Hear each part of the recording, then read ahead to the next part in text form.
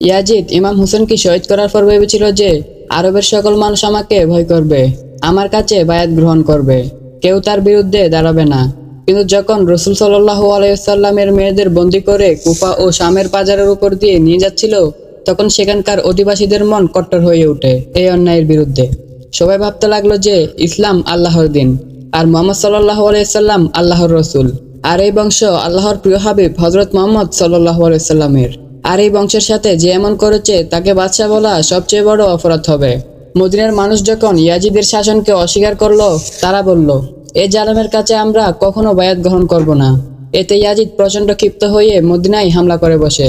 3 দিন পর্যন্ত এই হামলার নির্মমতা চলতে থাকে এবং ইয়াজিদের সৈন্যরা মসজিদে নববীতে তাদের ঘোড়া বেঁধে রেখে রাসূলুল্লাহ সাল্লাল্লাহু আলাইহি সাল্লামের রওজা মোবারকে তারা বিয়াদবি করতে লাগলো। এর সাথে সাথে ইয়াজিদের বিরুদ্ধে হাজার হাজার মানুষ প্রতিবাদ করতে লাগলো। এতে ইয়াজিদ ক্ষিপ্ত হয়ে আরো অত্যাচার করতে লাগলো। এর ফলে ইয়াজিদের সৈন্যের হাতে থাকা একটি মশাল ছিটকে পড়ে গেলে কাবায় আগুন লেগে যায়। তবে বেশ কয়েকজন ঐতিহাসিকবিদরা বলেছেন, ইয়াজিদের হুকুমে নাকি তার সৈন্যরা খানায় কাবায় আগুন লাগিয়ে দিয়েছিল। এই ঘটনাকে হেরার ঘটনা নামেও আজও মনে করা হয়। তখন সবাই ইয়াজিদকে ঘৃণা করতে লাগলো। ইয়াজিদের বিরুদ্ধে যে প্রতিবাদ করত তাকে কঠিন শাস্তি দিয়ে হত্যা করা হতো। কিন্তু আল্লাহর আদালতে সবসময় ন্যায়ের বিচার হয়। এই ঘটনার বেশ কিছুদিন পর ইয়াজিদ এমন একটি রোগে আক্রান্ত হয়, ইয়াজিদের পেটের ভিতর থাকা নাড়িভুড়ি জ্বলতে থাকে আর সে ধীরে ধীরে শেষ হতে শুরু করে। শহরের বড় বড় হাকিম কবিরাজ এসে চিকিৎসা করে, কিন্তু কোনোভাবেই তাকে সুস্থ করা যাচ্ছিল না। তারা চিন্তায় পড়ে যায়। আমরা এই ধরনের রোগ প্রথম দেখলাম। যখন ইয়াজিদের পিপাসা লাগতো, সে পানির জন্য ছটফট করত, কিন্তু যখনই সে পানি পান করত, সে পানি তার পেটে যাওয়া মাত্রই তার নাড়িভুড়ি জ্বলতে লাগতো। তার মহলের লোকজন বলতে থাকে, ইয়াজিদের এই কঠিন আযাব ইমাম হুসেনের শিবিরে পানি বন্ধ ও রাসূলুল্লাহ সাল্লাল্লাহু আলাইহি ওয়াসাল্লামের পরিবারের শহীদ করার কারণে হচ্ছে।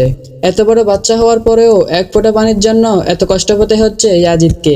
এরই মাঝে ইয়াজিদ তার ছেলে মুয়াবিয়াকে ডাকে। বন্ধুরা, এখানে আপনাদের বোঝার জন্য একটা কথা বলে রাখি, ইয়াজিদের বাবার নাম ছিল মুয়াবিয়া এবং ইয়াজিদের ছেলের নামও ছিল মুয়াবিয়া। তখন ইয়াজিদ তার ছেলে মুয়াবিয়াকে ডেকে বলে, আমার এই কঠিন অসুখ শেষ পর্যন্ত আমার প্রাণই কেড়ে নিবে। আমার মৃত্যুর পর তুমি এই শাসনভার সামলাবে। তখন তার ছেলে বলে উঠল, এই সিংহাসন হুসাইন ইবনে আলী রক্ত দিয়ে রঞ্জিত। সকল মানুষ এর জন্য আপনাকে ঘৃণা করে। আপনি কি চান আপনার সাথে যেটা হয়েছে সেটাও কি আমার সাথে হোক? রসুলের পরিবারের রক্ত এই আসনে রঞ্জিত হয়ে আছে, আমি এই আসনে বসবো না। ইয়াজিদ তখন অবাক হয়ে গেল। মহলের সবাই নিশ্চুপ হয়ে দেখছিল। সেই সময় বিভিন্ন মাদকদ্রব্য ইয়াজিদের সামনে এনে দেওয়া হতো, যাতে ইয়াজিদ সবসময় নেশায় থাকে, যাতে ইয়াজিদ কোনো ব্যথা অনুভব না করে। কিন্তু একসময় সে নেশায় থাকা অবস্থায় তার সিপাহীদের বলতে লাগলো, আমার সে বানর কোথায়, যেটা আমার সাথে সবসময় থাকতো? তখন সিপাহীরা বলল, হয়তো বানরটি জঙ্গলের দিকে চলে গেছে।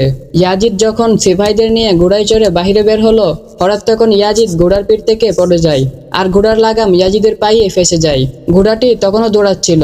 একসময় ইয়াজিদের মাথা একটি পাথরে গিয়ে লাগে, কিন্তু ঘোড়া তখনও থামলো না। শেষ পর্যন্ত ইয়াজিদের লাশ ছিন্নভিন্ন হয়ে গেল। যখন সিপাহীরা তার লাশ দেখলো, তখন তারা বলল, ইমাম হোসেনের উপর অত্যাচার করার এটাই শাস্তি। তারপর ইয়াজিদকে দাফন করা হয়। আজও ইয়াজিদের কবর রয়েছে, আর মানুষ তার কবরকে দেখে ঘৃণা করে। ইয়াজিদ একটি প্রতীকী হয়ে গেল যে এই দুনিয়ায় যে জুলুম করবে আল্লাহ তার সঠিক বিচার করবেন, কেননা জুলুমের শাসন আল্লাহ পাক পছন্দ করেন না। যে জুলুম করবে আল্লাহ একদিন তাকে ধ্বংস করে দেবেন।